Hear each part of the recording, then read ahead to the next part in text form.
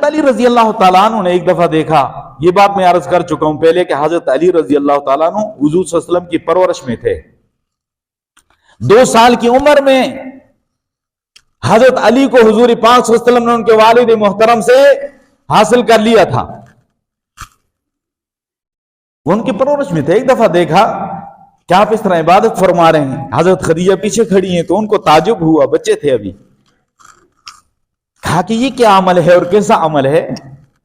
تو آپ نے فرمایا کہ علی یہ نماز ہے، میں اللہ کا نبی ہوں، اللہ کا پہلا حکم یہ آ گیا کہ طہارت حاصل کرے اور نماز. 2 رکعت نماز پہلے تھی.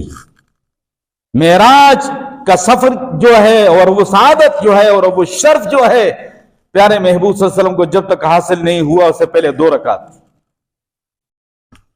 انہیں اس پہلو بھی کبھی غور کریں تو یہ 2 رکعت سفر میں 2 رکعت ہے، صلاۃ خوف 2 رکعت ہے، اور ایسی صورتحال میں یہ 2 رکعتیں ہوتی ہیں عیدین کی وغیرہ. مغرب کے علاوہ 2 رکعتیں آپ پڑھتے ہیں.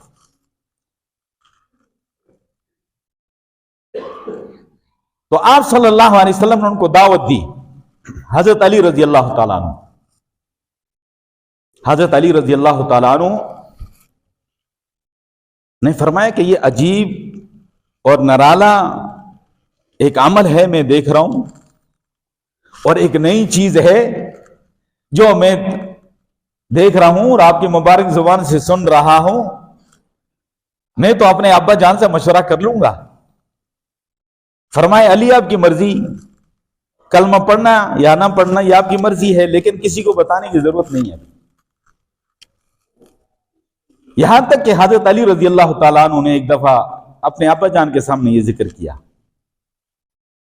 تو ابو طالب صاحب نے کہا کہ مجھے 100% یقین ہے کہ محمد صلی اللہ علیہ وسلم تجھے کبھی بھی کوئی غلط بات نہیں بتائے گا، غلط راستہ نہیں بتائے گا. جو بتائے گا وہ سچ بتائے گا، حق بتائے گا، صحیح بات کی رہنمائی کرے گا. تو لہٰذا میں ان چیزوں کو نہیں جانتا ہوں، نہیں سمجھتا ہوں، لیکن اتنا مجھے یقین ہے کہ محمد صلی اللہ علیہ وسلم تیرا سب سے بڑا خیر خواہ ہے علی، اور تو بے شک کلمہ پڑھ لے. اس بات کا خوف نہ ہوتا کہ قریش کی عورتیں مجھے آر دیں گی تو میں بھی کلمہ پڑھ لیتا، میں قریش کے سردار ہوں. تو عورتوں میں سب سے پہلے کلمہ جس نے پڑھا وہ عظیم خاتون حضرت خدیجہ الکبریٰ رضی اللہ تعالی عنہا، اور مردوں میں سب سے پہلے جس نے کلمہ پڑھا وہ حضرت ابو بکر صدیق رضی اللہ عنہ. بچوں میں جس نے سب سے پہلے کلمہ پڑھا وہ حضرت علی رضی اللہ عنہ. غلاموں میں اور بالخصوص غلاموں میں سے جو بچے ہیں ان میں سب سے پہلے کلمہ جس نے پڑھا وہ حضرت زید بن حارثہ رضی اللہ تعالی. ان سب کی عظمتوں کو سلام. لیکن کمال جس کا ہے تو وہ حضرت ابو بکر صدیق رضی اللہ عنہ.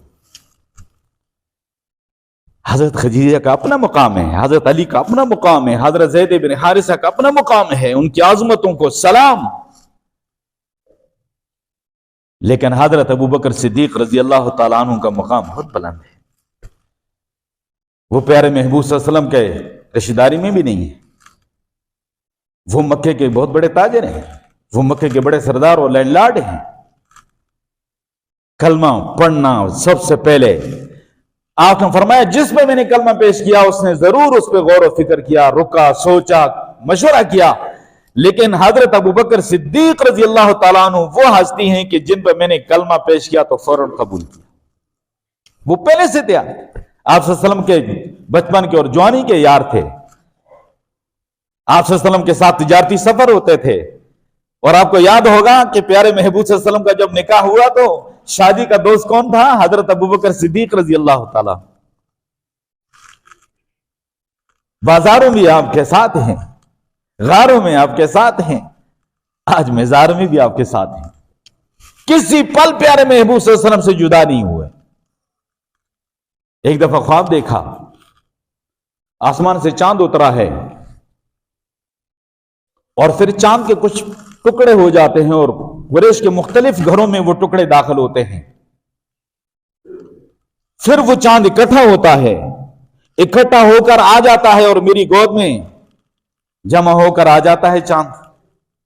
یہ بہت بڑے معبر تھے حضرت ابوبکر صدیق رضی اللہ عنہ۔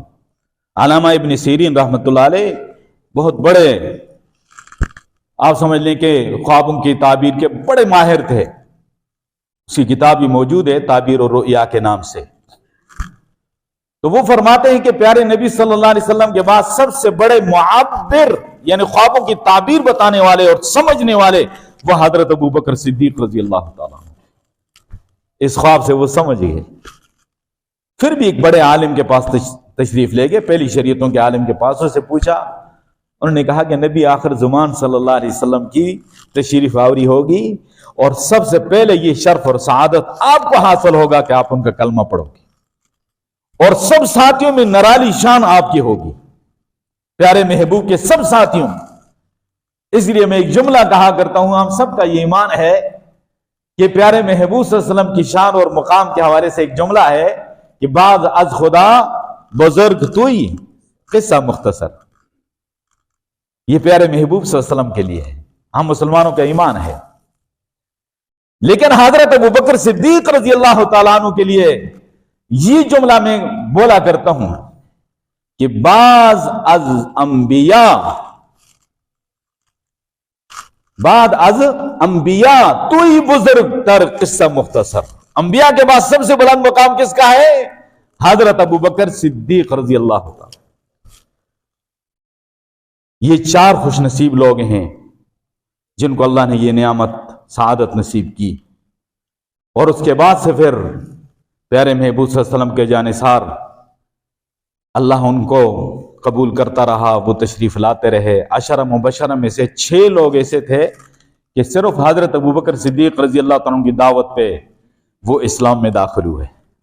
ان میں حضرت عثمان غنی رضی اللہ تعالیٰ عنہ، حضرت زبیر رضی اللہ تعالیٰ عنہ، حضرت طلحہ رضی اللہ تعالیٰ عنہ، اور حضرت سعد ابن ابی وقاص رضی اللہ تعالیٰ عنہ، جو بڑی شان والے ہیں اور فاتح ایران ہیں، اور حضرت عبد الرحمن ابن عوف رضی اللہ تعالیٰ عنہ، اور حضرت ابو عبیدہ بن جراح رضی اللہ تعالیٰ عنہ۔ یہ ہستیاں حضرت ابوبکر صدیق رضی اللہ تعالیٰ عنہ کی دعوت پہ ایمان لے آئی۔ جیسے ہی ابوبکر نے کلمہ پڑھا تو دوسرے دن یہ کام شروع کر دیا کہ لوگوں کو دین کی طرف بلانا شروع کر دیا۔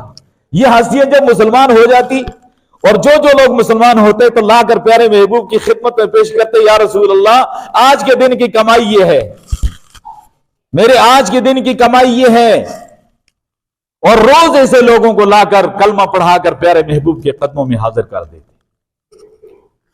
تو بہرحال یہ سیرت طیبہ کا مبارک عنوان، سدا بہار عنوان اللہ قبول فرمائے۔ مسلسل کئی مہینوں سے ولادت با سعادت سے نبوت تک کا جو مرحلہ تھا وہ آپ کے سامنے رکھا۔ پہلی وحی کا ذکر بھی ہو گیا، دوسری وحی کا جو ذکر ہے وہ ابھی میں نہیں کر سکوں گا کیونکہ ماہ شعبان المعظم، پھر آگے جناب علی ماہ رمضان شریف کی آمد